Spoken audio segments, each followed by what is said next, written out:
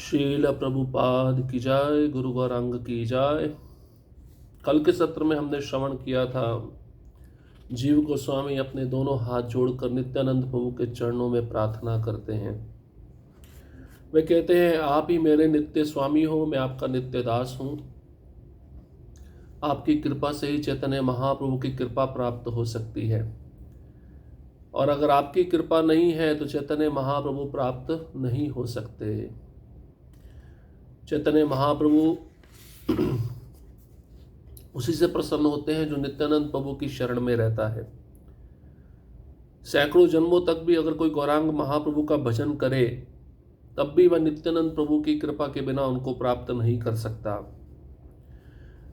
इसलिए जीव गोस्वामी कहते हैं, मैं आपके चरण कमलों में गिरकर आपसे प्रार्थना करता हूं कि चैतन्य महाप्रभु के प्रति मेरी रति जागृत हो। बचपन में मैं चैतन्य महाप्रभु का दर्शन किया था, उनको स्पर्श किया था, मेरे को बहुत प्रसन्नता हुई, और तब चैतन्य महाप्रभु ने मुझे आदेश दिया कि आप अध्ययन करो। उनकी आज्ञा का पालन करते हुए मैं अध्ययन करता रहा, और अब मैं नवद्वीप पहुंचा हूं, आपका दर्शन मुझे प्राप्त हुआ है।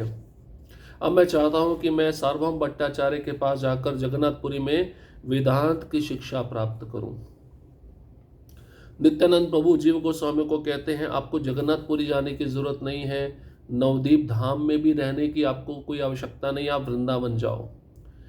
वृंदावन जाने से पहले आप वाराणसी जाओ, वहां पर मधुसूदन वाचस्पति रहते हैं जो सार्वभौम भट्टाचार्य के शिष्य हैं। उनसे आप वेदांत दर्शन का साहित्य पढ़ो, शिक्षण ग्रहण करो, और तब वहां से वृंदावन चले जाओ। यहाँ तक हमने बहुत सुंदर रूप से दोनों का संवाद, दोनों का वार्तालाप श्रवण किया था। अब नित्यानंद प्रभु जब जीव गोस्वामी के वचनों को सुनते हैं और जीव गोस्वामी क्रंदन करते करते भूमि पर गिर पड़ते हैं। श्री नित्यानंद प्रभु के वचनों को सुनकर श्री जीव गोस्वामी क्रंदन करते करते भूमि पर मूर्छित होकर गिर गए, क्योंकि नित्यानंद प्रभु ने आदेश दिया वृंदावन जाओ, क्योंकि वृंदावन रूप गोस्वामी सनातन गोस्वामी को प्रदान किया गया है। वहाँ पे जाकर रूप गोस्वामी सनातन गोस्वामी के निरीक्षण में रहो, अनेक प्रकार के साहित्यों की रचना करो, या रूप गोस्वामी सनातन गोस्वामी को मदद करो।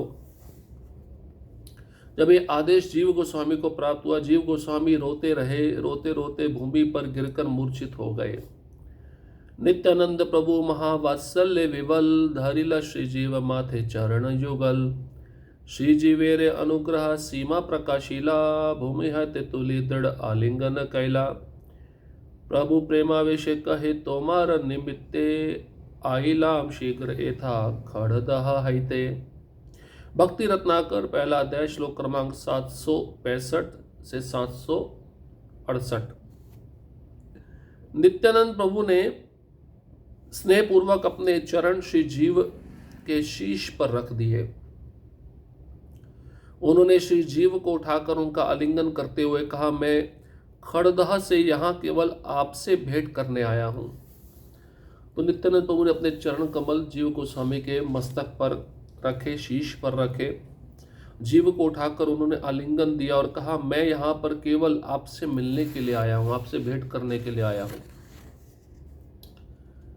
श्री नित्यानंद प्रभु ने अपनी अहेतु की कृपा से अपने दोनों श्री चरण कमल श्री जीव गोस्वामी के सिर पर रख दिए, और इस प्रकार उनको आध्यात्मिक शक्ति प्रदान की। श्री जीव गोस्वामी जय गौरांग जय नित्यानंद राय कहते कहते वैष्णवों की सभा में नृत्य करने लगे।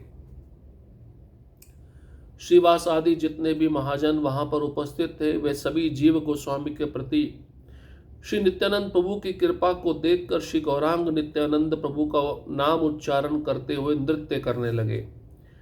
उनके उच्च स्वर से वह स्थान मंगलमय हो गया। कुछ क्षणों तक नृत्य करने के बाद श्री नित्यानंद प्रभु ने श्री जीव गोस्वामी को अपने समीप बिठाया। तो नित्यानंद प्रभु की अहेतु की कृपा जीव गोस्वामी पर हुई। कैसे? नित्यानंद प्रभु ने अपने दोनों चरण कमल जीव गोस्वामी के सिर पर रख दिए, उनको आध्यात्मिक शक्ति प्रदान की। जीव गोस्वामी जय गौरांग जय नित्यानंद राय कहते कहते सभी भक्तों की सभा में नाचने लगे।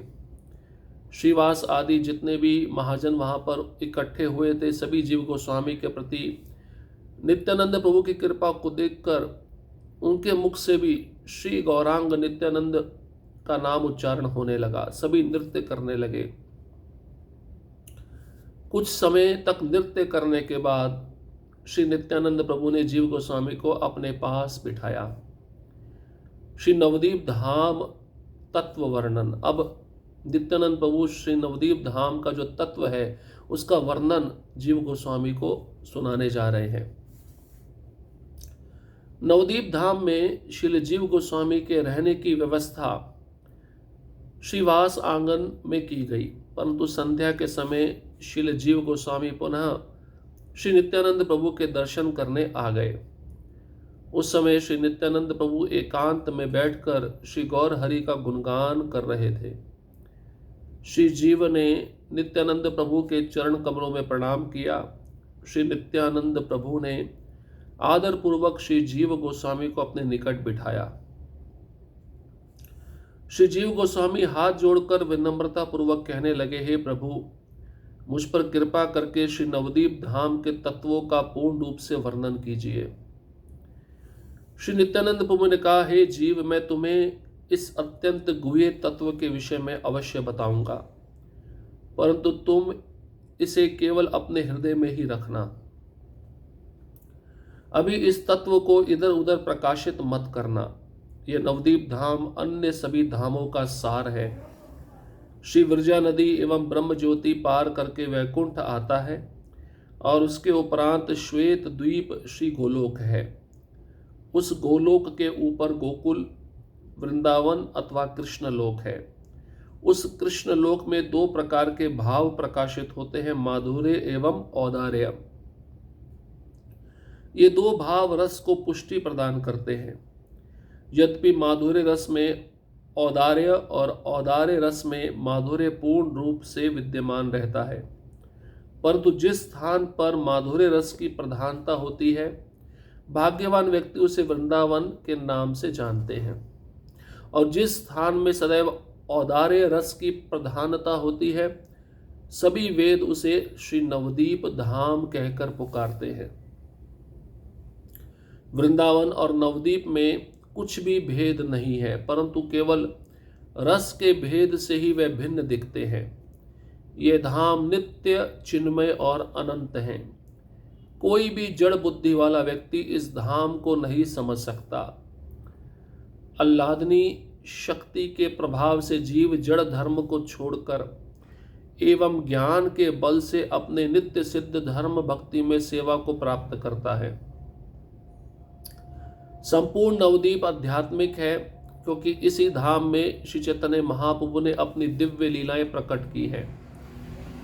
व्यक्ति अपने भौतिक नेत्रों के कारण श्री नवदीप धाम को इस भौतिक जगत के समान ही देखते हैं, क्योंकि माया चिन्मय धाम को ढक कर रखती है। बहुत ही महत्वपूर्ण सिद्धांत नित्यानंद प्रभु जीव गोस्वामी को बता रहे। जीव गोस्वामी के मन में प्रश्न जागा, नित्यानंद प्रभु के दर्शन के बिना जीव गोस्वामी रह नहीं सकते थे। शाम के समय जीव गोस्वामी नित्यानंद प्रभु के दर्शन करने के लिए आ गए। नित्यानंद प्रभु एकांत में बैठकर भगवान चैतन्य महाप्रभु का गुणगान कर रहे थे। श्री जीव गोस्वामी ने श्री नित्यानंद प्रभु के चरण कमलों में प्रणाम किया। नित्यानंद प्रभु ने आदर पूर्वक जीव गोस्वामी को अपने पास बिठाया। जीव गोस्वामी हाथ जोड़कर प्रश्न पूछते हैं, हे नित्यानंद प्रभु, मुझ पर कृपा करके श्री नवदीप धाम के तत्वों का पूर्ण रूप से वर्णन कीजिए। ये नवदीप धाम का तत्व क्या है, इसका सिद्धांत क्या है, ये कैसा दिखता है। नित्यानंद प्रभु उत्तर देना प्रारंभ करते हैं। सबसे पहले नित्यानंद प्रभु कहते हैं, बहुत ही गुह्य तत्व है, इसको मैं अवश्य तुम्हें बताऊंगा, लेकिन अपने हृदय में रखना, किसी से इधर उधर प्रकाशित या बातचीत मत करना इसके विषय में। ये नवदीप धाम सभी धामों का सार है।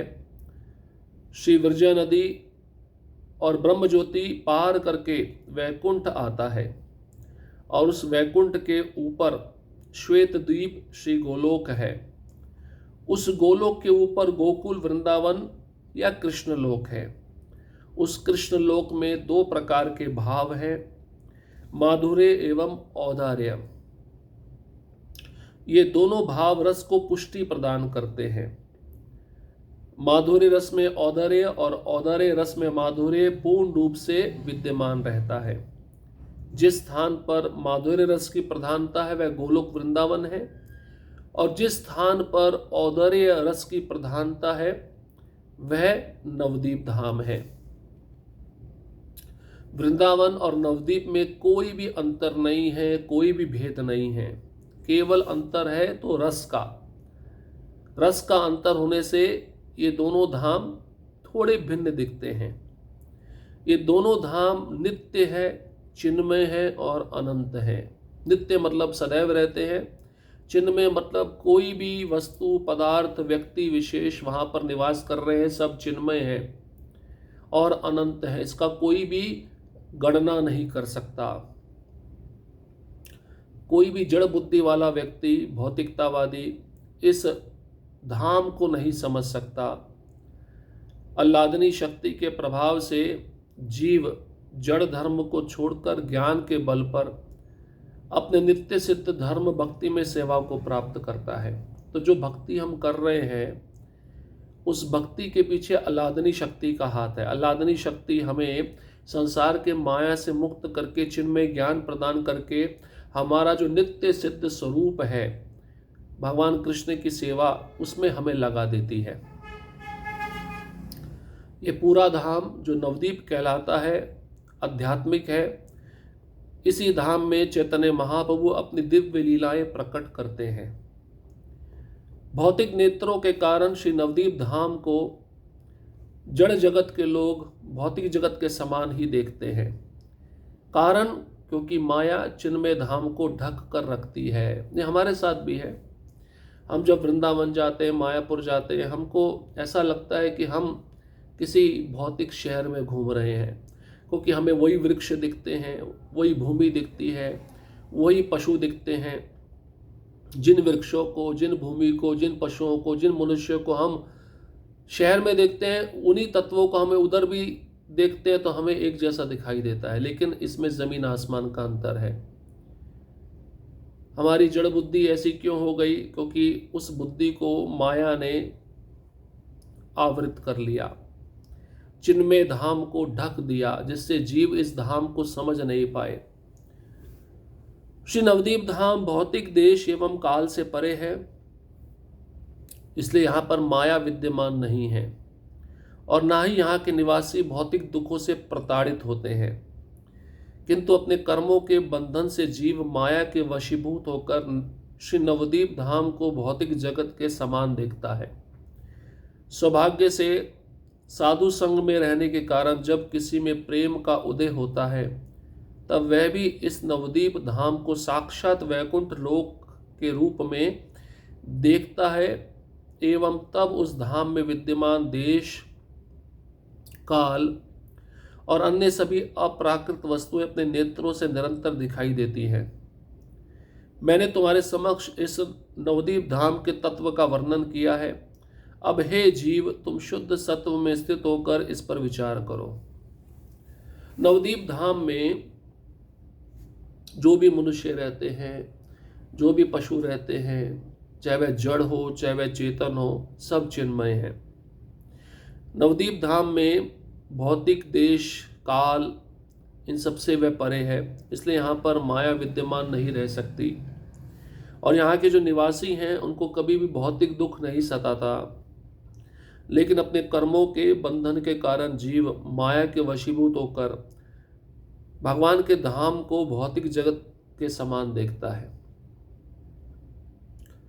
लेकिन अगर उस बद्ध जीव को साधु संग प्राप्त हो जाए, साधु संग उसे मिले, उस साधु संग में रहकर वह अपने प्रेम को उदय कर सकता है, इस नवदीप धाम को साक्षात वैकुंठ लोक के रूप में देख सकता है। इसलिए उस धाम में जितनी भी वस्तुएं सब अप्राकृत है, 3 गुणों से परे है। और इन अप्राकृत वस्तुओं को शुद्ध भक्त अपने नेत्रों से निरंतर देखते रहते हैं। यहाँ तक कि शुद्ध भक्तों को चैतन्य महाप्रभु अभी जो लीला नवदीप धाम में कर रहे वे भी दिखाई देती है। इसलिए कहा गया बड़ा ही भाग्यशाली जीव वह है जो अभी भी चैतन्य महाप्रभु की लीला को होते हुए नवदीप धाम में देख रहा है। इस तरह से इस धाम को देखना आसान नहीं है, क्योंकि अभी हमारी जड़ आंखें हैं। इन आंखों के द्वारा हम संसार के भौतिक भोग को देखते हैं। उसी भौतिक भोग को हम धाम में जाकर विश्लेषण करके तुलना करके समझते हैं कि ये सब जड़ जगत की वस्तु यहाँ पे भी है, इसलिए हमें वैसा ही दिखाई देता है।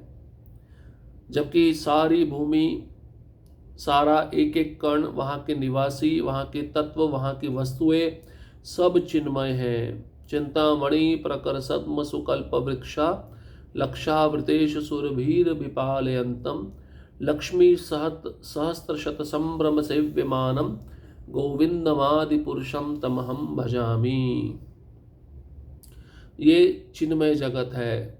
चिंतामणि धाम इस प्रकार से बना हुआ है। प्रत्येक वृक्ष कल्प वृक्ष के समान है, प्रत्येक गाय सुरभि गाय के समान है, हर एक वृक्ष इच्छा को पूर्ण करने में समर्थ है। वहाँ की लक्ष्मियाँ वैकुंठ जगत में झाड़ू लगाती हैं। इस प्रकार से चिन्मय धाम को समझना एक भौतिकतावादी व्यक्ति के लिए आसान नहीं है। जब तक साधु संग उसको नहीं मिलेगा तब तक वह धाम को उसके वास्तविक स्वरूप में देख नहीं सकता।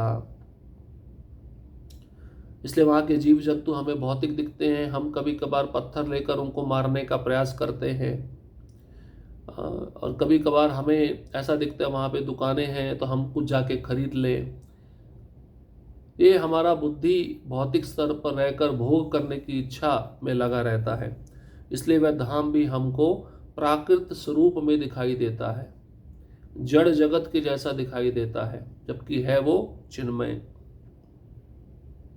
तो इस प्रकार से नित्यानंद प्रभु जीव गोस्वामी को ये सारा सिद्धांत नवदीप धाम के तत्व का वर्णन करते हैं और कहते हैं कि अब तुम शुद्ध सत्व में स्थित होकर इस पर विचार करो, क्योंकि शुद्ध सत्व में जब व्यक्ति रहता है तब वो उस धाम को सही दृष्टि से देख सकता है, ज्ञान चक्षु के द्वारा देख सकता है, शास्त्र चक्षु के द्वारा देख सकता है।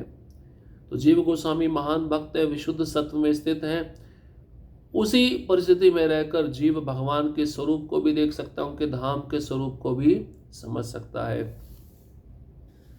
इस प्रकार से नवदीप धाम का तत्व का वर्णन नित्यानंद प्रभु ने श्री जीव को सुनाया।